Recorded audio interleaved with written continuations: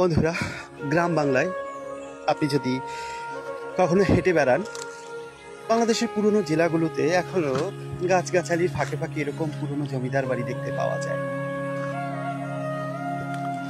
যে বাড়িগুলোর নির্মাণ শৈলী আপনাকে মুগ্ধ করেই ছাড়বে।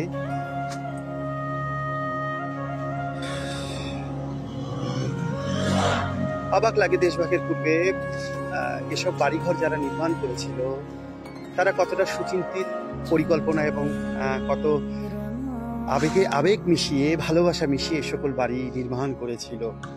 বাড়িগুলো এখন অনেকটাই পরিত্যক্ত এবং ভৌতিক অবস্থায়। কিছু বাড়ি, যেমন এই বাড়িটি শিক্ষা প্রতিষ্ঠানের কিছু অংশ শিক্ষা প্রতিষ্ঠান হিসেবে ব্যবহৃত হচ্ছে, আবার কিছু জরাজীর্ণ পরিত্যক্ত অবস্থায় পড়ে আছে।